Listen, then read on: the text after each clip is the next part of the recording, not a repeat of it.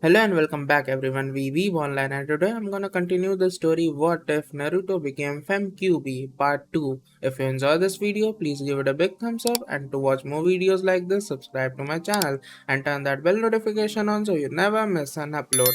Now wasting no more time, let's begin. Something strange was going on within the confines of Konoha. Nobody knew exactly what this was. The birds weren't singing their usual songs. Cats were not meowing quietly. The dogs weren't just barking. The animals remained completely silent. This type of effect was rarely noticed, even by some of the ninja. Hiruzen frowned as he looked out his window. People could feel a tiny, near imperceptible presence even though most couldn't place it.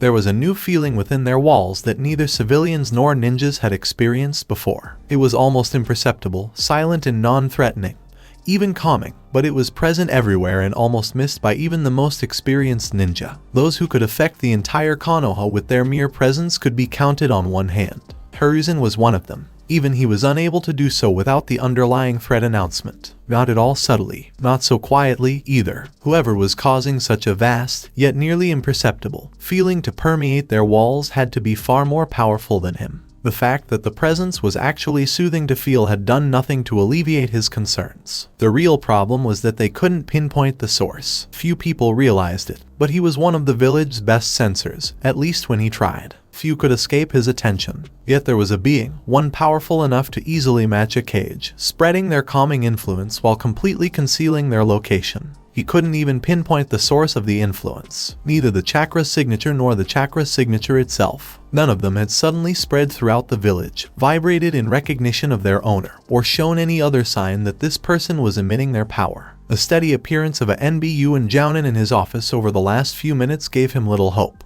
If anyone had discovered the source, they would have immediately informed him. Worse, there was no ping on the village barrier indicating that any significant chakra signatures had entered their walls. It was disturbing. Search within our walls for the stranger. I want the person responsible for this disturbance brought directly to me, unharmed. Two young girls were quietly making their way across Konoha to a familiar stand on the outskirts of the village. It had taken them half an hour to walk around to the more occupied and condensed area of the village, in sight of the stone faces, but they were trying not to stand out too much. They obviously still talked and laughed, not caring who saw them now, but they also knew they couldn't just hop around like ninja when no one knew who they were. It has to be first, Miss O. Even if she hadn't been the best student, many of the village's rules were obvious. An unknown child running across rooftops would draw the ninjas' attention and bring them in for questioning.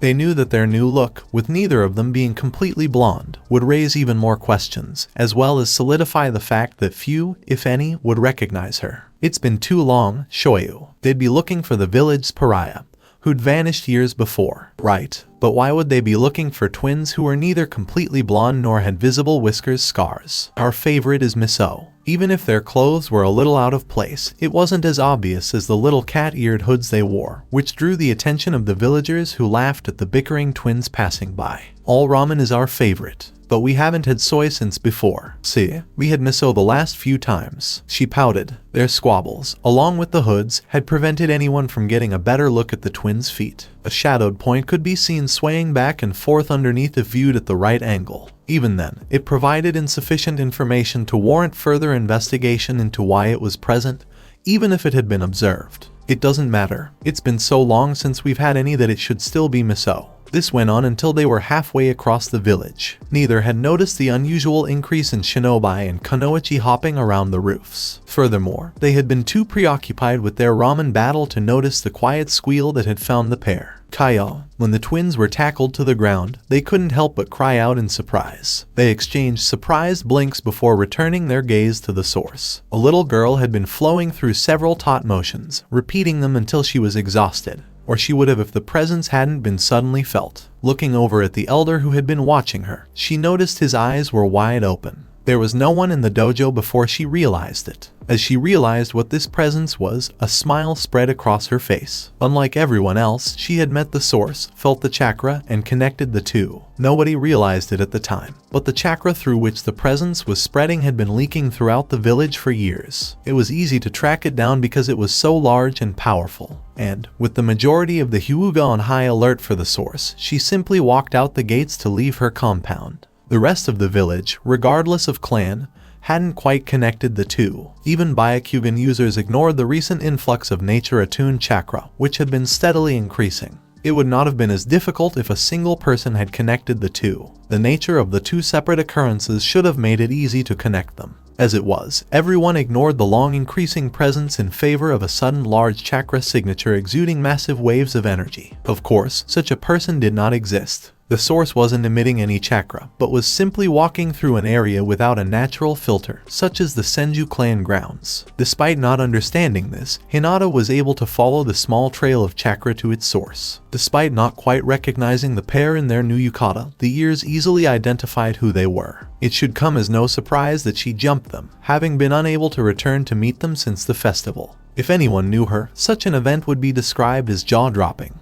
Even if she had only spent one night with the couple, barely knowing each other, she knew their laid-back demeanor would overlook her misbehavior. After all, they were far rougher on each other. It also helped that she was still quite young and hadn't had too many terrible and morally damaging experiences. It was also how she observed the couple interacting on their first meeting. Fayuna, Haruna, Hinata exclaimed, laughing at their surprised expressions. They did, however, smile when they realized who it was. An instant later, that was replaced by confusion. The brunette gently drew away from the couple, only now realizing what she had done. "Oh, I'm so sorry." The twins stood up, dusting themselves off, and looked even more perplexed at the bowing girl. "It's fine. We're glad to see you, too," said the other. Hinata straightened up, looked between them, and laughed again. "I'm still doing it." They smiled, but they remained perplexed. "We never got her name," Naru said, turning to face her sister, who gave her a similar expression. "And she called us something." Hinata's pupils dilated dramatically. "I am so sorry. My name is Hyuga Hinata." She apologized again.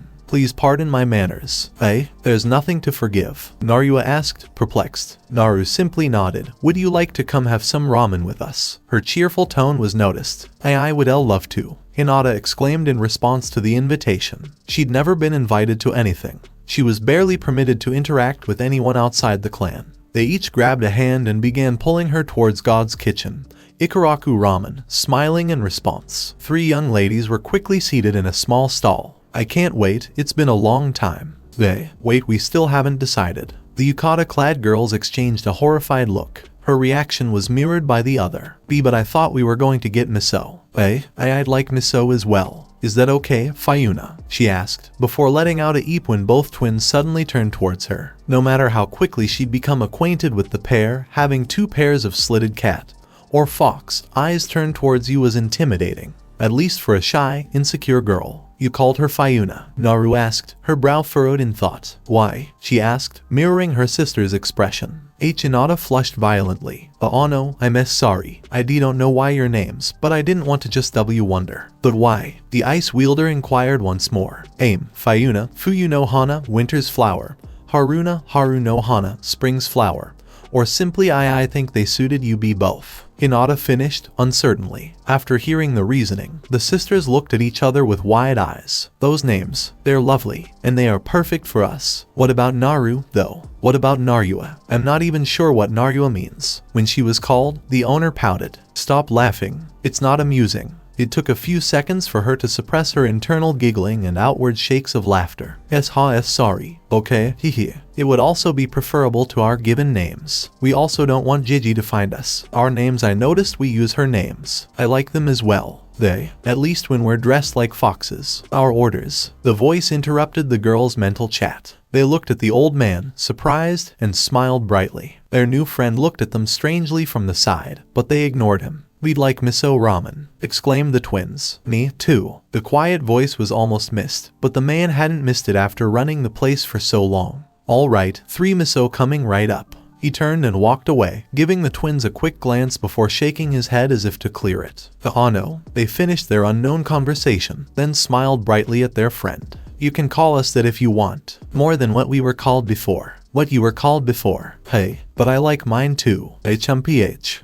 Thank you." Hinata felt dizzy as she turned back and forth between the two, their voices echoing on either side of her. "Kaya?" The twins laughed as they looked down at their friend, who had somehow fallen off her stool. Hinata blushed and returned to her seat just as their meal arrived. Here, best I can make, as deserved by beautiful little flowers. Hinata flushed as he mentioned her name, Sunflower, as well as the names of her new friends. He obviously overheard, but made no mention of it. Instead, he concentrated on the other two girls, identifying them as twins with a single glance. He recognized their drooling expressions but couldn't place them. The cute hoods and hair concealed too much for a true guess, and they hadn't introduced themselves, instead opting for what amounted to nicknames. Being in a ninja village causes one to pick up some of their characteristics. They were only off, but everything indicated that they were completely harmless. Before anyone knew it, the twins had finished their meal, a smile on their faces. Hinata was only halfway through but clearly couldn't eat any more. Ikaraku could tell when someone didn't finish their meal because they didn't like it, rather than because they couldn't eat. So good, Naru, Haruna. Yea, Narua, Fayuna agreed. The other two sweat drop at the contented girls. Their sighs revealed that they desired more, but they abruptly stopped. They approached each other slowly. Ikaraku, despite only observing half the time, it was impolite to stare, could easily deduce the reason why. More than that, he could tell whether the reason was malicious or deceptive. The twins' expressions of shock and horror told him the truth. This was quickly verified. "We don't have any money," Haruna said quietly. "We don't have any money," Fayuna exclaimed. Hinata looked back and forth between the two. She was taken aback, but knowing where they lived, she knew it was probably something she should have expected. "Aano," she tried, a little too quietly. "So neither of you can pay, huh?" Ikaraku, despite being a kind and gentle man, would never let someone eat for free unless there was a good reason. His expression was neither kind nor dangerous, but it allowed him to remain solemn. He would normally waive the payment for customers like these, first-time customers who were truly sorry and thoroughly enjoyed the meal. But something was bothering him. "What do you anticipate doing?" The twins hopped down, tears streaming down their cheeks, and kneeled in a position to beg forgiveness. Hinata's quiet attempt to attract attention had gone unnoticed once more. Unheard by the twins, that is. Ikaraku was concentrating on the twins, who were now pleading for forgiveness. He almost burst out laughing. The meals were small and usually free for children if an adult purchased a meal. Though it appeared cruel, the girls continued to bother him for some strange reason. His eyes sparkled as he looked at the third child, no longer trying to get her attention as she stared in disbelief at her friends. If you help me clean dishes for an hour, I'll let it go." Yata. A moment later, the girls were jumping for joy, hugging each other in acceptance and forgiveness, though more for comfort as emotions struggled to escape. It wasn't so much that they were allowed to work it off as it was that they were forgiven and accepted, even after wronging him, by one of the few people who had done so before. A man they never wanted to push away, but almost accidentally did. Hinata was still in shock, while the stall owner laughed at the children. He could recall several others who were equally expressive. "All right, you two, follow me to the back," he said, almost regretfully at the third's sudden sad expression. Maybe this wasn't such a good idea after all. They appeared to have only recently made friends. Nonetheless, his instincts told him that this had to be done. "I'll charge the Hyuga account, Hinata-sama, and if you'd like, you can return in an hour to meet your friends. It won't take long." She sadly nodded. "Ko will most likely be looking for me soon." Her tone suggested she didn't want to return, which made Tuchai's heart clench. For some reason, he felt as if he was breaking up a friendship before it had even begun. You can. Watch if you want. Maybe chat while they work." He sighed in relief as the girl nodded eagerly. With how small they were, he had enough room for all three, but it was still going to be crowded. "Come on, you two, let's get this party started." Hyuga Hinata was shivering, but it appeared that she could burst out laughing as easily as she could scream in terror. Her shivering was caused by the tilt being centered. Ikaraku Tuchai stood motionless. It was unclear what he was thinking, though he could also have passed out standing up. There was simply no way to tell. Two little causes were balled up, trembling, soaked in dirty soap water and various broths, then covered in noodles, vegetables, and a plethora of other tidbits required to make ramen. It was unclear what had occurred, but something was clearly wrong with the entire situation. Needless to say, the twins were the root of the problem. There were pots dumped and scattered everywhere, utensils broken or stuck in walls, and a slew of other random damages throughout the kitchen. Taking a closer look at the twins themselves reveals the true reason for such reactions from the two. Despite being so densely packed, it was quite simple to grasp if one had been born within Konoha.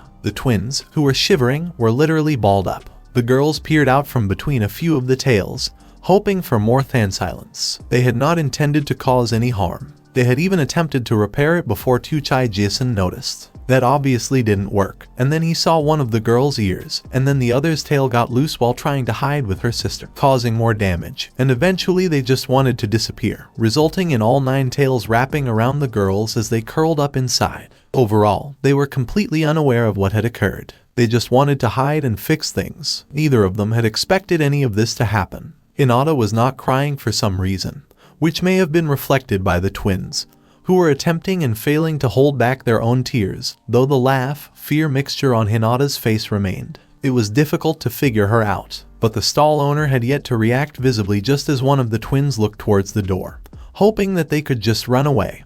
That fleeting thought was dashed. Explain. Despite the situation, the trouble the girls brought, the twins themselves, and even himself, he could see that the children, all of them, were in a state of complete distress. He was scared, but after seeing the girls' reactions, he felt his fear dissipate. He could tell they hadn't meant to cause trouble, regardless of their appearance or possible relationship. That didn't mean he'd let them off the hook. Shivering, they couldn't help but be terrified. This was one of, if not the last people the twins felt they could rely on. But this man had never met them. Not in this case. Not at the moment. They had vanished before meeting him. WRSS sorry. The twins hid even deeper within their tails, ears so flat against their heads that they appeared non-existent, and sobbing uncontrollably. At the small terrified voices, Ikaraku's hardened eyes softened slightly. He had seen how the girls interacted, how they were obviously hiding something, and how they were visibly showing remorse, no matter what he was looking at now. More than that, he could tell they were scared of his reaction to their unusual characteristics. He finally sighed. All right, we'll go over this from the beginning. For now, just relax. Will you not tell on us? You're not going to let us in. You're not going to tell the Hokage. Tsuchai looked into the hopeful eyes of the frightened twins he had initially hoped were playing a prank. As painful as it was to see something like them, as much as he hoped that what he had heard from the rumors wasn't true, as much as he wanted to deny what he was seeing, the pained man couldn't. But he also couldn't deny that, when ignoring their unique features, what he was seeing. That depends on the two of you, which could very well be true. Whatever the reason, they seemed to take everything he said seriously. He didn't know why, but they seemed to take everything about him seriously. Honestly, the damage wasn't even that bad. Though it looked bad, there was hardly any damage or loss. The stock was fine, as were the important areas and tools. Everything was superficial, worth maybe a few hours' work to fix and a day or two of profit. You two, come on, stop hiding. His final words had a slight warmth to them that was different from everything else, and it was just enough to calm the twins down enough to do so, even though it was obvious they were crying. Nodding, they followed his order, and pulled their tails behind them and into a single fluffier tail, poking through a small tear in their yukata. A dark feeling came from Ikaraku again, causing them to shiver and look back at him with fear. It wasn't so much that it was dark, or how dark it was, but that the anger was directed at the two of them. Shakily, but quickly, the two knelt in front of him and Caesar, not wanting to feel it for any longer or darker than they had to. Tsuchai waited for the tails to disappear, but they simply stared at each other for a few moments. As soon as he was about to tell them to hide it too, his patience shortening quickly, they looked up at him in fear, and quickly sat as if awaiting punishment, trembling even more. Why is there still a visible tail? He noticed them looking at each other as if they were having a secret conversation, which they probably were. Many ninja do this. Seeing shinobi do this was one thing, but seeing children do it was a bit unsettling. He looked over at the Hyuga heiress to see her slowly calming down. At this point, she seemed more scared for her new friends than of them. We can't hide the last tail or our ears, one of the twins said fearfully, his voice trembling. If that was the case, they had to have hidden it within their yukata. What are your given names? And I don't mean what Hinata-sama gave you as a name. He frowned as he noticed the two looking at each other again. No silence, speak, he said. The trouble girls looked up at him with wide, disbelieving eyes, and their flat ears went even flatter as they looked down, which apparently was possible. Sorry, Tsuchai Jason, they chorused. Hello, my name is Naru, and Narua. He wasn't a ninja, but he could tell when something didn't add up. They knew his personal name, not just his family name, which he rarely gave out, and the second twin's response seemed even stranger, but he'd leave that for later. But the similar names had given him even more to think about. Is there no family name? He watched as their trembling forms became shaky, clearly terrified beyond belief at the mere mention. And then they both looked at Hinata, then back at him, indicating that this was something very sensitive. Do you have any doubts about her? The ramen owner might have thought they were the Kyubi itself, given new form, if there were only one of them. They had 9 tails, fox ears, and an apparent age that led one to believe they could have been born the night of the attack. But there were 2 of them, young, human in form, and certainly not feeling dangerous. We're not certain, but perhaps we could try. She hasn't felt like the others once since we met. Perhaps she won't tell anyone. But we don't really have anywhere to run to if she does. They shivered, their ears twisting and turning in emotional reflections. But if we don't, she might tell. What should we do? Oh no, I'm not going to tell anyone. I guarantee it. After gaining their attention and a brief pause, the shy and quiet girl became determined. I promise, she almost whispered, but without stuttering and completely confident. They nodded, feeling nothing dark from her. They still felt dark feelings from Tuchai Jason. But they couldn't fault him. They could only hope. My name is Uzumaki Naru, the original said as her sister nodded. Tuchai's eyes would have gone comically wide if he hadn't been expecting it in some way. His anger welled up again as he realized something was wrong with this entire situation. Suspiciously wrong and off. Everything was just too strange. He needed more answers. He needed more information because this was not a simple situation. What age are you? We're not entirely sure. They exchanged frowns. Perhaps 14. No, do you remember? Oh yeah. So, how about 5? Or 6? We're not sure. That threw the man for a loop. 14, 5 or 6. They looked almost 6, at most 7. What day was your birthday? 10th of October. 6. He knew it was true, but it was still wrong. He had recently met Kushina's child, and had actually started feeding him when the ill-looking redhead came by, tired and hungry, even charging the price of 1 bowl for multiple. Show me your faces. The worried expressions returned, but the twins quickly complied, pulling the slightly curled hair from their cheeks. Seeing the whiskers on their cheeks, an exact match to the face of the Uzumaki who had recently come around, had him convinced of their relationship. What happened to your parents? Their expressions could break hearts. It was the face of those who had never felt the love of a mother, the protection of a father. A face that was more confused than sad. It was the face of an orphan. He quickly retracted his question, but never mind. Do you understand why you have such special characteristics? Their trembling returned. He had no idea why, but it seemed this was a sensitive subject that needed to be addressed. Wasn't it said that we are the Kairei reincarnation? Kyubi's.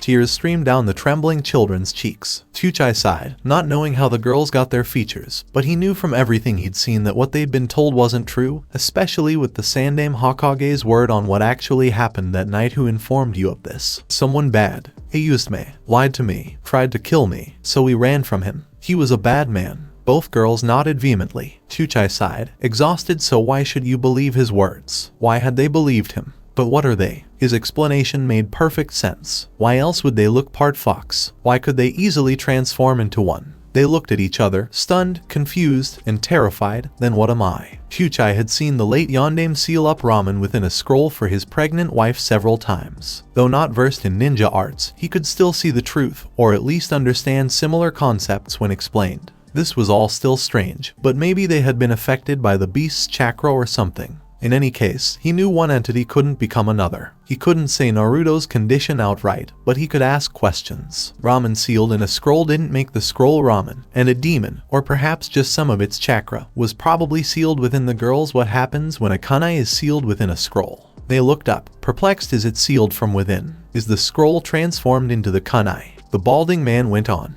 And no, the other twin responded. And if another person uses chakra on you, do you transform into them? Hey, no, I don't think so, do you? Of course not. Surprisingly, the last came from Hinata. Would you turn into the fox if the Kyubi touched you or was sealed within you? Tuchai still didn't know what had happened to the twins, or was it triplets now, to turn them this way. But from everything he'd seen, learned from the Yondaime's and Kushina's frequent visits to his stall, and heard from the third Hokage himself soon after the attack, the beast was sealed within another child. Unable to influence anyone outside of it. You are not the Kyubi.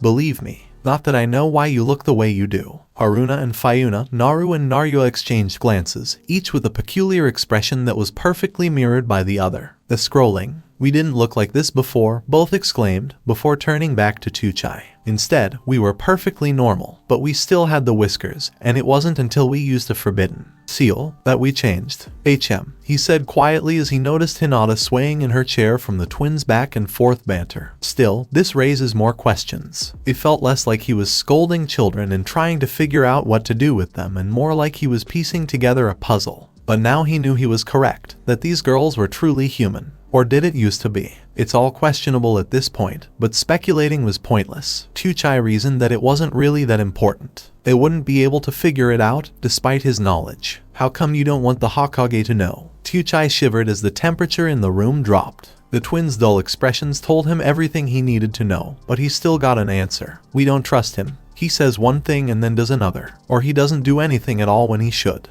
Even though he's the leader, he won't help us. He should have. No, he had to have known, or maybe ordered it himself. He won't help us, especially now. Even if he tries, he probably wouldn't help. Their words and tone suggested that they were familiar with the Hokage. Whatever had happened between the two children and the village leader had burned any bridges that had existed between them. They had managed to hide and had soon become part fox, and they didn't trust the man with their newest secret. It was a broad assumption based on their words, but it was all he was likely to get. Is it just him, or is the room still freezing? Do you have any kinship with Uzumaki Naruto? He almost laughed at the mirroring tilt of their heads, which were still partially covered in noodles. If his kitchen wasn't a shambles and the situation wasn't so serious, he might have laughed at the sight. Naruto. Wait, did you say Uzumaki? Uzumaki Naruto. There's someone else with our name. His answers were given to him by their surprise. Strange, though, that Kushina had 3 children. Did she really have triplets? He assumed it was a single child because they had never met.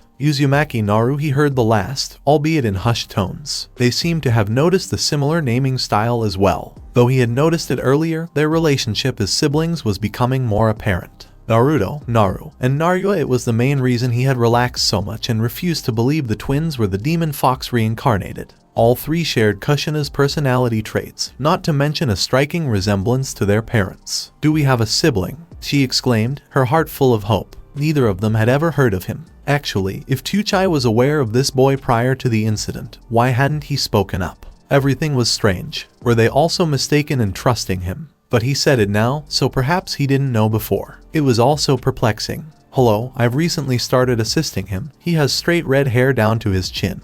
Blue eyes, looks a little feminine, kind of like the both of you, and even has whiskers on each cheek. He gauged their reactions before deciding they hadn't known about this either. If this was true, they had good reason to distrust the Hokage. Come on, let's clean up. Don't worry about hiding your features in the kitchen. Nobody will see them back here. We'll keep them a secret, right, Hinata-sama? He said sadly. In shock, the twins turned to the third girl, completely forgetting about her. But when they saw her nod, they smiled, new tears welling up, this time of joy. Thank you both, I say. Really thank you. All right, enough. Get to work cleaning your mess, scolded the ramen shop owner sternly. A brief flurry of children followed, except this time there were 3 girls instead of 2. He hadn't expected that reaction, but brushed it off with a small smile. 3 Uzumaki things are going to get interesting. His quiet mutter, whether amused or fearful, went unnoticed in the clanging of the cleaning scatter. Please place this on the top shelf. But, doesn't it? Yes, but not this time. It needs to be out of the way for the time being.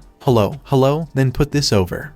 You should probably heat up another pot, K. How come? We're done with it. 3 little salt ramen. 2 pairs of slitted eyes turned to the shopkeeper and nodded in agreement. See, more needed. Hi, the ingredients are prepared. Well done, ladies. The twins exchanged large smiles before returning their gazes. Chuchai Jason, arigato gozaimasu. You can go for the day, and I'll handle the rest. Hi. The 2 chirped joyfully. Fayuna removed her apron, slid her tail back into her yukata, and repositioned her hood over her head. Looking around, she noticed Haruna had similarly concealed her features. Ready? Haruna gave a nod. Let's return. The twins made their way out the side of the building, past many people. They'd only been at it for a few days, but they were having a great time assisting Jai-san. They'd even seen Ayam pass by. She was still attending the academy, so she wouldn't be able to assist during the day like they were used to. They eventually made their way back into the forest, though it took some time. Naru and Haruna weren't sure if it was sad or not,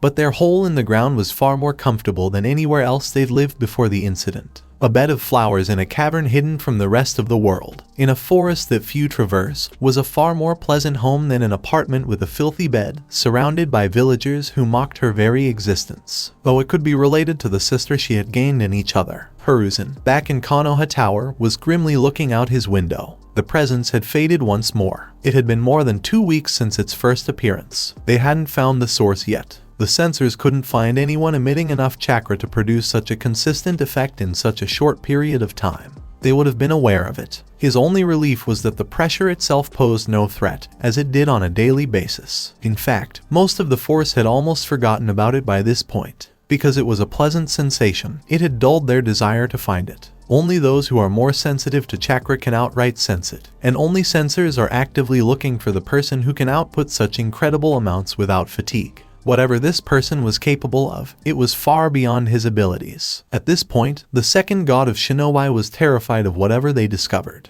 They were afraid of running into this person and turning his or her pleasant presence into something far more terrifying pressure. While he could do something similar, it would only be for a short time, not even close to the weeks of constant use that have shook the man. He sighed as it faded almost completely. Instead of looking for the chakra's source, he's had his force look for a person who is out and about at certain times of the day, specifically during the time span in which the presence appears and dissipates. The morning is more random, but the evening time is fairly consistent. So far, there has been no success. More than half of the village is accommodated by the timing. Meanwhile, a certain Hyuga girl wept. She moved through the stiff kata of the gentle fist style once more, and was told stiffly and harshly to do it again. Her routine had been forcibly doubled up since she sneaked out. Every day, exhausted, she had fallen into bed, spending little to no time with her baby sister. Every day, she could feel her friend's presence and longed to see them again. It was aggravating how they had split up. Kyubi's chakra had transformed their bodies into something new. Thought it was really cute, especially their expressions when they were petting their fur. It's as if they were half fox, though they most likely were. She blushed as she realized she was fantasizing about petting them. Focus, Hinata eeped in response to the elder's stern yell. She performed her taijutsu as instructed once more. Another day of hard practice, another day of exhaustion. It would be obvious that she couldn't run away alone if she was too tired.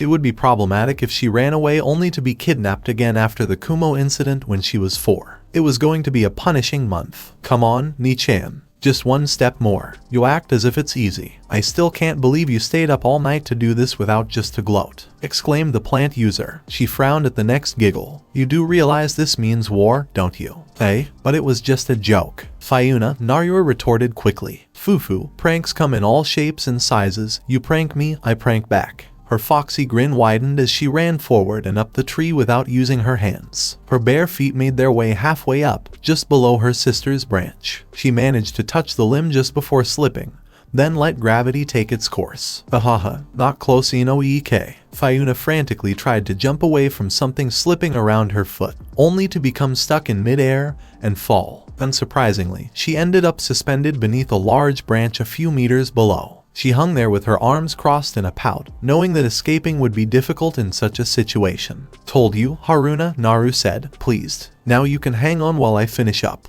Despite the fact that it had taken weeks to get most of the way up the overly large trees, it was now in the home stretch. And if her sister could finish it overnight, she should be able to do it by the end of the day. Her sister will have to wait until then. Tu-chan, are those real? Inquired a sweet voice from the doorway. At the sound of the voice, all movement came to a halt. The girl flinched slightly as twin slits turned towards the source. Fear quickly faded, leaving the two with a bright smile. Of course they're real. Do you want to see? As long as you don't tell anyone. Go on. You can all take a break. It's slow right now, said the male voice outside. Closing the door, Ayame was mesmerized by the large appendage of a twin's swaying tail. The fluff was already in her grasp, and her hand was stroking through it. Or so she assumed. It took a few moments to realize her hands were stroking a child's head's fuzzy ears. Awa, but I wanted to be first. The dismayed voice went unnoticed by the other two, who were either in bliss from the sensation of fur or melting from gentle caresses. HMPH, a smirk soon appeared on her face. A blonde tail swayed in front of the brown-haired girl's face as she turned around.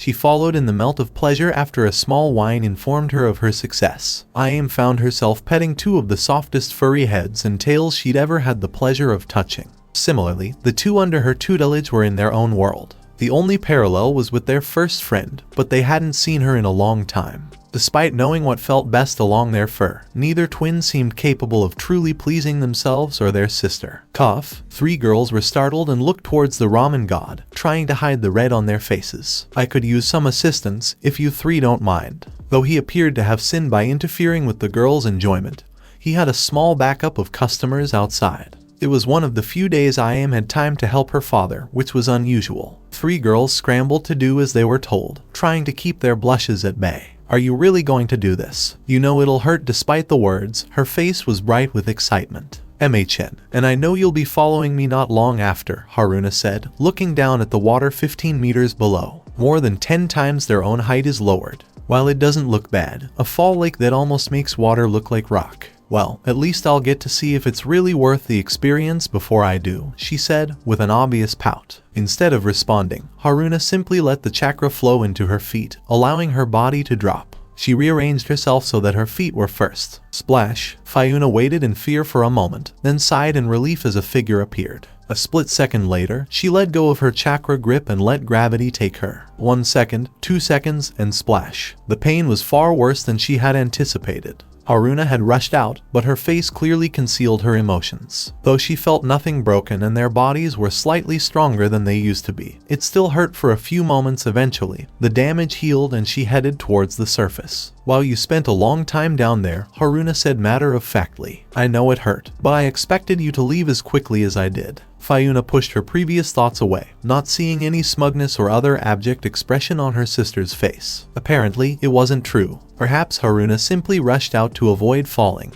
Yeah, that hurt. Now let's do that again if we can avoid it, she pleaded, and was rewarded with a nod. Hey girls, get ready for a big batch. Confused gazes turned to their employer. Why are you so sad? And why do you need such a large batch for a single person? Girls don't eat that much here, and there's only one out there. Tuchai let them ramble for a while. Girl, outside, the kid eats a lot and probably needs it. The two nodded despite themselves. They knew there were some who could consume large amounts of food quickly, including themselves, but they hadn't come across any while assisting. This was a first for me. They quickly began preparing a few batches of ingredients while Jai-san prepared and cooked the ramen. He came to a halt before walking out, looking at the two girls who were assisting him. Though they only got one bowl a day, the twins had thoroughly enjoyed helping around the kitchen if they did eat, which was all they asked for in exchange for helping. Their work was sufficient to cover several large bowls per day, but they had declined, even after repaying the man. There was a bigger reason for him to help, and he was aware of it. He was confident that they would have assisted regardless. Don't let him see you, and don't follow him around, especially if you want to keep the Hokage at bay.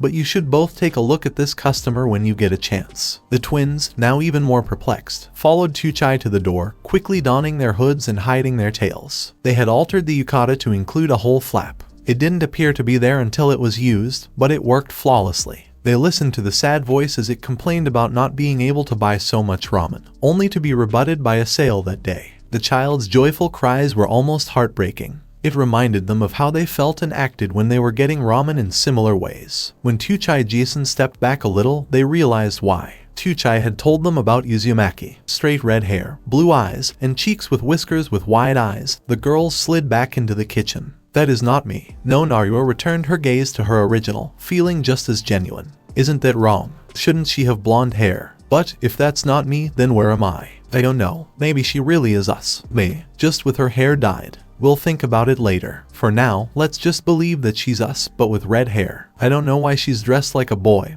but she's definitely. Yeah, she's me, you, us, og, so confusing. She pouted for a second before returning to the situation. Why did Tuchai Jason tell us not to be seen? I don't know, but there must be a reason. Still, we have her scent and can find her. Sniffing the air, Haruna mimicked her sister. Over the time within the forest, they quickly learned that others were tracking them by smell, and started adapting to it when they learned it was possible. Though they couldn't go too detailed, they were both capable of memorizing specific people or animals. It's similar, but still so different. But we smell kinda like fox, right? Yet Tuchai Jason doesn't want us to be seen. Then, we'll just have to do it another way. They mirrored foxy smirks. A lone child was walking down the road, ignoring her grumbling stomach. The surrounding people were often glaring or completely ignoring her again.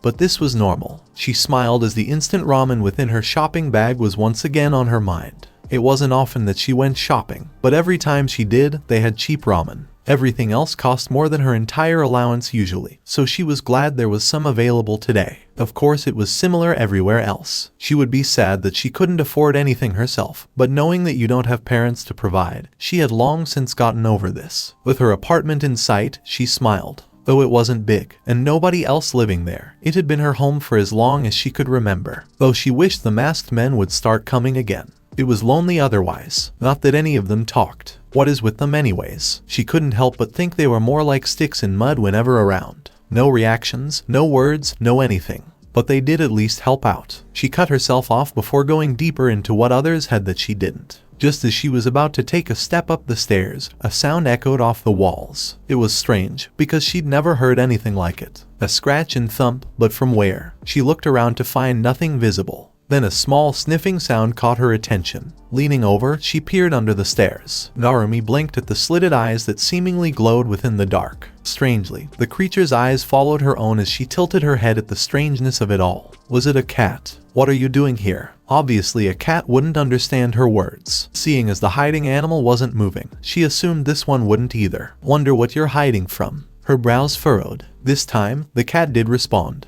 She watched the glowing eyes close the gap between them. A golden-furred kitty with the fluffiest tail she had ever seen came out from under the stairs. Kaya. Narumi landed on her bottom, rubbing her now wet face. The unexpected lick had surprised her more than anything. Never before had an animal allowed her so close, let alone shown anything but fear. Her wide eyes just watched as the kitty tilted its head, obviously confused. Then she noticed the twin red stripes that coursed along its back. See cute. Kaya, what's with you? She caught the kitty as it jumped into her chest, licking her face again. Huffing, Narumi glared at the animal.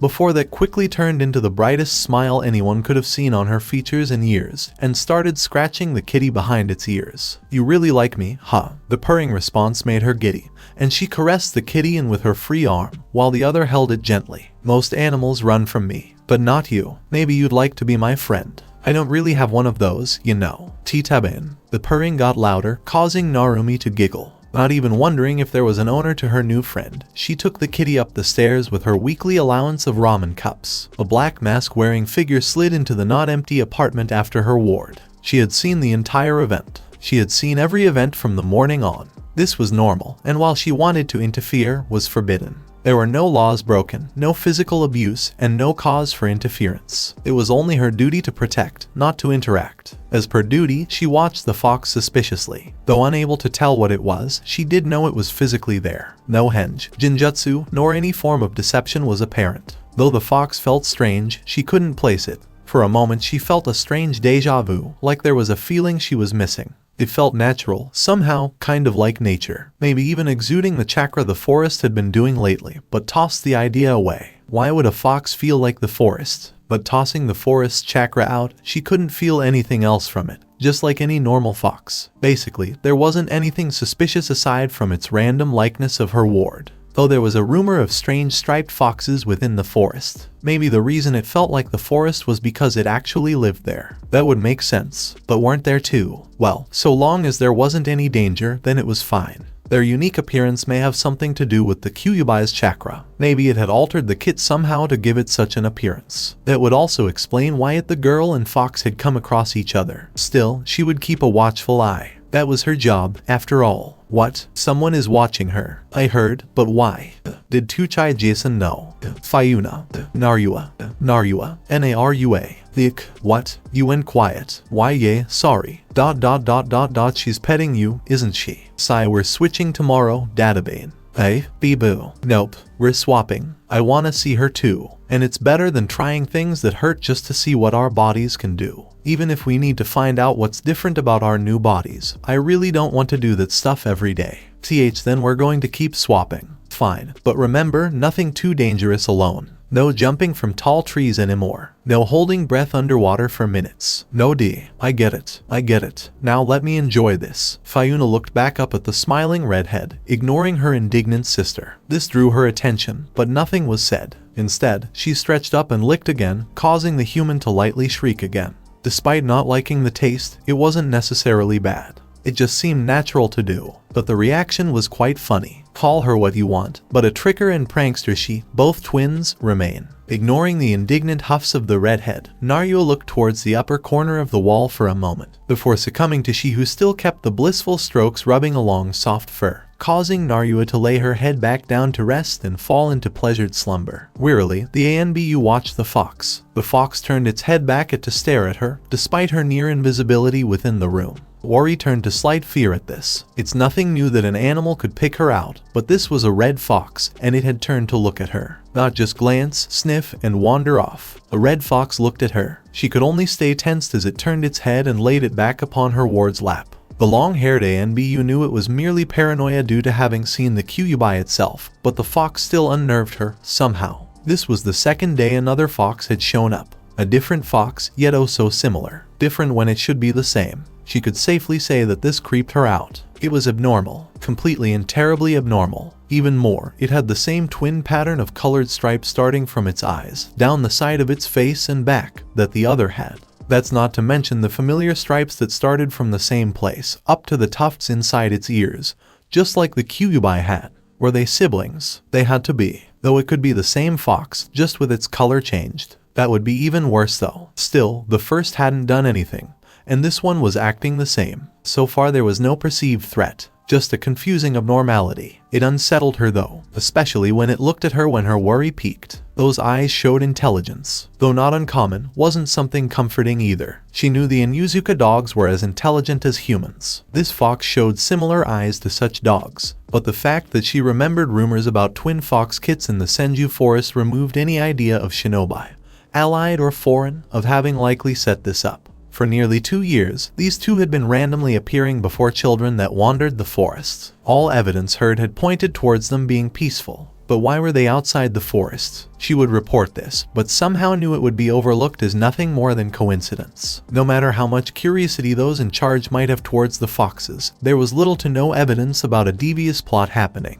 Logic dictated that this might eventually happen in hindsight. ANBU or not, the hair upon the back of her neck still stood on end from when that creature had looked at her. Not red eyes. That was all it took to finally realize she was overreacting. Logic rarely dictated emotion, but look through enough and it might eventually affect it. Again, the fox felt like the Senju forest. No malevolent chakra, no red eyes, and a different shade fur with unique stripes. This wasn't the Kyubi, nor was it even a piece of it. Not that she'd ever heard of such a thing. Even if both had looked directly at her. It was just a fox. But we're just foxes. I couldn't see the person watching us. Right? It was so weird.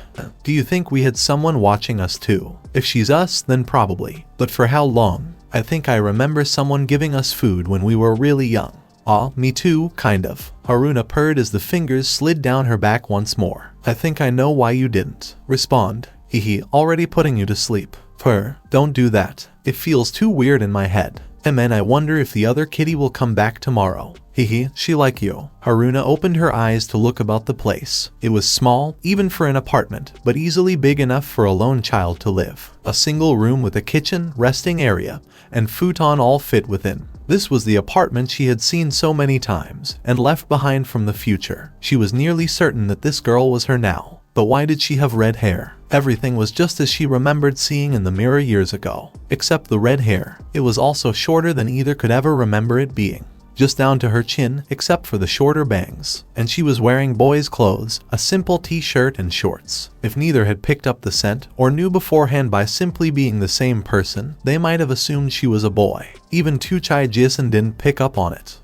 They could remember the Hokage giving them yukata when they were younger. Though they moved on to wearing that jumpsuit later on, since it was all she could afford in the clothes section when shopping. She couldn't depend on Gigi for everything. It did help keep the paint and stuff off when playing pranks, thankfully. Well, she'll see me tomorrow. Hehe. Hey, I was thinking. Naru paused, wondering if it really was a good idea. This girl was them, from the past, so would she accept it? Hearing the rumbling vibration again, she decided it didn't matter, she hoped so. Let's swap out working with Tuchai Jason. Oh, I forgot. We haven't seen him since we started looking for her. No, I mean. Oh ho, there you two are. I was wondering when you'd come back. Tuchai smiled at the hooded twins. Almost been lonely during the day without you, with I am in the academy and all. Their smile faltered after being ushered into the back. Tuchai almost didn't notice it, but when the two children didn't rush off, he knew something was eating the two. Are you both okay? Sharing a quick glance, Narua, Fayuna nodded. Taking a deep breath, the other sister steeled herself. We would like you to help feed our sister. Both twins bowed. Their nervousness was apparent. Ikaraku raised an eyebrow. Don't I do that already? When you two are hungry, you're welcome to a bowl. You've already paid off your debt for destroying my kitchen last month. Naruto, we want any food that you might give us to go to her. Please. Neither raised her head.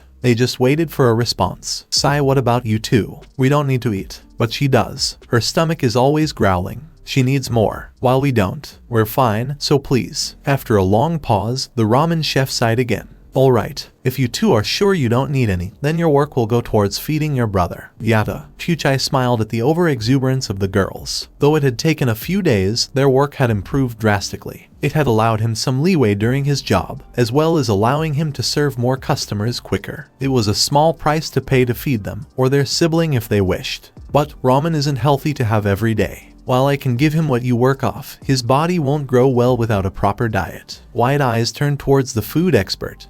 Can't you just make a healthy ramen then? Yeah, there has to be something you can make for her.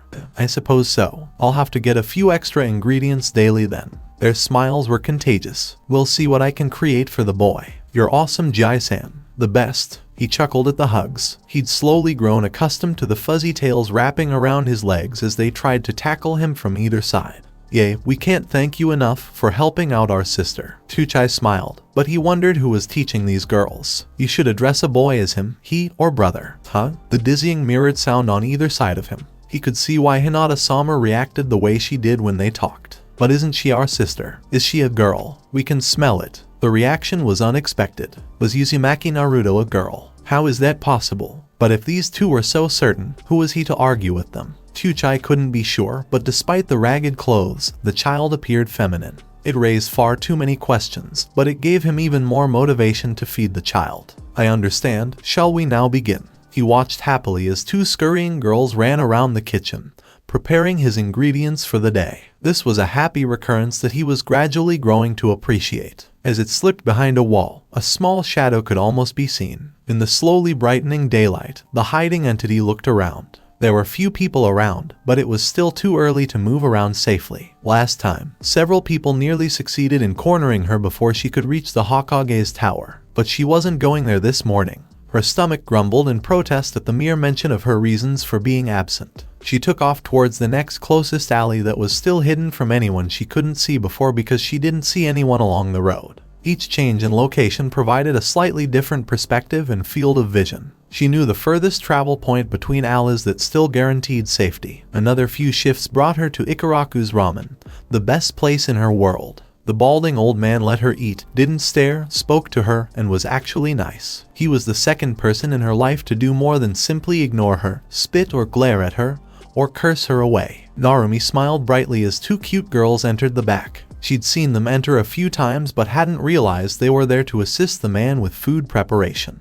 She had tried it the last time they were there, hoping it wouldn't make her sick like other places had, when they actually allowed her to eat. The little redhead didn't know why, but she felt that it wasn't just the food that was making her feel bad, and the fact that two new people were assisting in the preparation of her favorite food bothered her. But she had tried it a few days before and it tasted exactly the same, so she decided to try again. She dashed under the flaps as the owner turned the sign. She had eaten there a few times with others, either sitting inside or coming in as she was already there. She felt they left too quickly both times, and it was her fault. Despite the owner's rebuttal that everything was fine when she asked, she could tell it was her fault and should not have happened. So she came early in the morning or late at night when no one else was available. As she watched the adult walk out of the kitchen, her smile could light up the sun. Hey Jai-san, I have a little money. Do you think I could have a bowl of miso? Her excited voice was quiet, which was unusual for her, but she didn't want to draw attention while trying to conceal her presence from others. Of course, Naru-chan. How many would you like? She was almost startled by the change in address and tone, and she completely missed any thoughts of money or related thoughts. Just one. Her gaze followed the man as he smiled and walked back into the kitchen. Her mouth hung open, her gaze fixed on the spot where he had vanished. She didn't notice his reappearance until a bowl was placed in front of her. Looking down, she nearly fell off the chair, exclaiming, "This isn't a small. I'll start another just in case you want it, but please take your time with it." Narumi simply stared at the vanished man. She looked down, almost completely terrified. In the brief moment it was in front of her, the scent had her mouth watering. Drool rushed from her mouth. Her stomach began to protest once more, and this time it didn't stop. Soon, the craziness faded from her mind, and she began shoveling the holy food into her mouth. She didn't come back to herself until the third bowl was nearly empty. When she saw the fourth in front of her, she almost decided to ignore it in favor of asking her questions. Almost. It, too, had vanished into her bottomless stomach. She leaned back in contentment, her eyes glazed over from finally eating a full meal. They weren't the large bowls, but they were larger than usual. The sounds of footsteps outside jolted her out of her reverie, and her body tensed once more. Fortunately, it was only passing by the stand. Narumi sighed, relieved that she hadn't driven a customer away from the stand. "Thank you, Oji-san," Narumi said as she reached into her shorts pocket with her small hand. She realized she didn't have enough money to pay for everything and was clearly horrified by her actions. "Don't worry about it, Naru-chan," the gentle voice said again, interrupting her thoughts. She raised an inquisitive eyebrow at the man. "It's already paid for. Someone or something decided you needed to eat more and is covering the cost. I won't name names. But don't worry about it, and come by every day if you can." Stinging appeared in her eyes. Was she paid for by someone? The Hokage had already given her a stipend, and Ikaraku-san stated that it was not him. But who could it possibly be? She had no other acquaintances. Her lips trembled at the rare kindness, tears streaming down her cheeks. "Thank you very much." "Don't thank me. It's their idea. I couldn't do this otherwise. Just come more often, will you?" he said, leaving out that he probably could. But it would probably bankrupt his business if he tried. The two who assisted him made it much easier, faster, and more efficient for him to serve customers. Having word spread about the demon brat eating at his restaurant had recently drained his business, so providing better service to entice them back was truly a blessing. It did help that the girl in question tried to avoid others once she realized what was going on. But he wouldn't blame her. "Tell them thank you for me." She nearly sobbed, but stopped herself. She needed to get going as soon as possible. Otherwise, she may cause issues. With his nod of approval, she stepped down from the high stool. She peered between the flaps, waiting for a clear opening before darting into a nearby alley. Narumi exited the other side and quickly ran towards another, doing the same. She eventually resumed normal street walking. Her thoughts returned to the chef's change and the random kindness shown to her for the rest of the day. Who knows, maybe she'll run into the person soon. She'd have a third special person in her life. Run, run, run. 4 padded feet hurried across the road as quickly as they could. The golden fur fluttered in the breeze. To maintain balance, a tail flitted back and forth. As they heard the quickened steps chasing her, their ears swiveled. "Kaio, I can't believe I scheduled this day." "Hey, what's the matter? I'm being pursued." "The stupid man will not give up. Do you want to run up a wall or something?" The small fox-shaped girl, eyes glinting at the thought, quickly turned towards the nearest building before simply doing so. Her boots left the dirt road and climbed the wooden structure. As she climbed to the roof, she could hear cursing below her. She almost regretted it as soon as she reached the top. A black figure had just leapt towards her from 2 rooftops away. Fayuna's fur stood on end, and her heart froze at the sight. A split second later, the figure flew over her, completely oblivious to her presence. Her body shivered, perplexed at not being attacked, captured, or otherwise threatened. Her puffy fur flattened out gradually. Nothing but the inner wall of the rooftop could be found behind her. She followed it down to just beneath her feet, blinking owlishly. "Yellow, the stupid roof is entirely yellow." She wanted to laugh, but the close call prevented her from doing so. Though it wasn't her exact color, the majority of the roof was golden, with lumber strewn about it. The shades produced by the unused wood, as well as the yellow reflected from the rest, had somehow hidden her from view. She crossed to the other side and carefully walked down another alley, back into the darkness. When she heard more footsteps, she quickly hid beneath more trash and boxes. Her cursor flashed by once more, but this time there was no goal in sight. As the cursing became more distant, a black-tipped nose poked out from the hidey hole. Finally escaped. "Oh, don't cross the rooftops." "Hey, just don't." "Okay." The golden fox followed her nose once more on her way, her keen eyes scouting out the best spots to hide and scamper to. Because of her inexperience, she kept going back and forth to get further without being seen.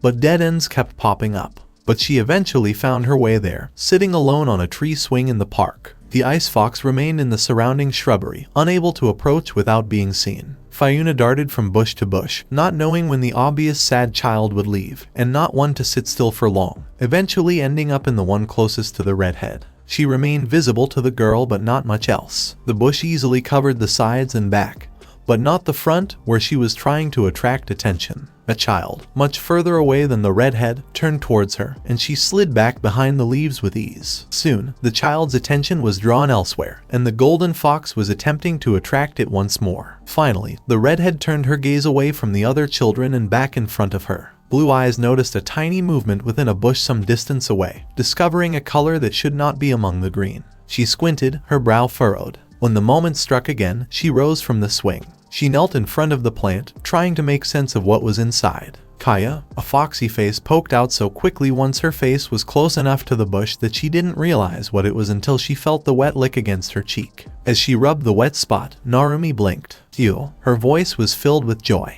"You've returned." The fox jumped from the bush into the lap of her giggling sibling. Fiona was soon drowning in the pleasure that is petting. She nearly fell asleep to the bliss, purring her approval. She didn't realize why she was looking so hard until it stopped. Unlike the previous weeks, when the twins would only appear in the evening when their sister returned home, she had a different goal today. Fiona leapt off her affectionate sister and returned to the bush. She didn't notice the redhead's pout, but she knew she'd want more attention. The golden fox darted out of one bush and disappeared into another. Looking back, she knew Narumi had seen it and waited patiently. The human eventually stood up and walked over. Once within reach, Goldfur darted to another bush, causing her sister's face to crease even more. This went on until the Uzumaki in human form realized what was going on and began chasing the little fox. She hadn't even realized they'd left the playground and returned to the village. When the fox did not flee from its hiding place, Narumi became aware that others were present. The fox ran into another hiding spot across the road just as she was thinking about it. Narumi followed her once more. After a few more instances of this, she realized the little fox was actually avoiding the sight of the people around her, just like she did in the mornings when she snuck into Ikaraku's. Narumi laughed and turned it into a game, following the fox's example of not being seen. She couldn't help but wonder if all animals were like this. The chase accelerated as they entered more secluded areas of the village, with fewer people on the streets. They eventually came to a halt just outside a forest. The road they were on led to a fortified compound, but the fox would never live in such a place. Neither did it appear to be heading there. Instead, it collided with the extremely tall grass. She wouldn't have been able to follow it if the small creature hadn't carved a thin path through it, though it became increasingly difficult to follow as she moved through the grass. As she progressed deeper into the forest, she grew taller. It had been fun before, but now that she can only see a thin sliver of parted grass where her furry friend is moving, she isn't so sure. Her doubts and frustration grew as it became more difficult to follow and the time she'd been following within the forest grew longer. But she persisted.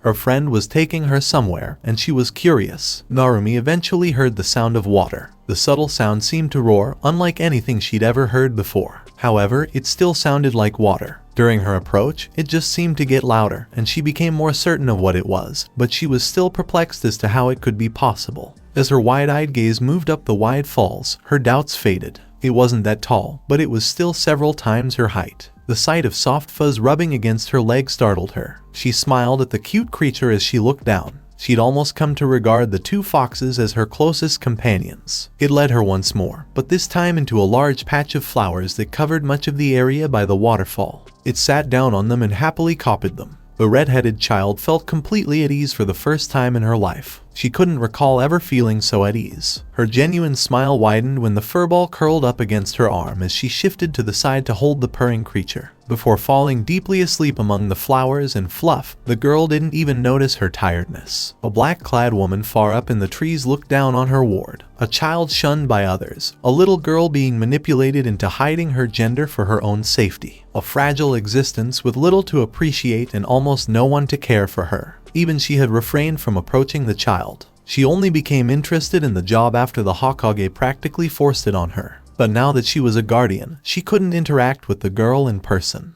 But she was in shock right now. If someone had tried to sneak up on her, they would have been able to do so with ease. Even if they had attempted to attack the child below, they might have been successful. She had noticed the two foxes who were obviously alternating between days to keep the lonely child company for a few hours each day for the past few weeks. Even after reporting the strange occurrence to the Hokage, no action was taken. Though he, too, was suspicious, there was no evidence of foul play. There were rumors about the two foxes, and even he had heard about them. They had only recently been spotted by an adult, but only by his ANBU. That was strange in and of itself. But, given the rumor and scant evidence of danger, he had simply ordered her to keep an eye out for the creatures. Today, however, she is watching as the intelligent Vulpine draws her ward's attention, comforts her lonely soul, and then leads her through the village while remaining completely hidden from others. It wasn't perfect, but with her ward following so closely, not a single eye saw the creature, and the few that did saw her ward trying to sneak around. It had also led the boyish girl to the forest of rumors. She stood there, frustrated, as the child followed her through the tall grass. She had never seen a more beautiful area than where they came to a halt. The small river was maybe 3 or 4 meters wide. The waterfall was easily 10 meters high. The surrounding trees ranged from 15 to 30 meters tall. The grass was short enough to not be an issue around the waterfront, and there were several flower beds throughout the area. In particular, just beneath the rock face on either side of the waterfall, the assortment of random flowers, at least as wide as the stream itself on either side and a few meters long,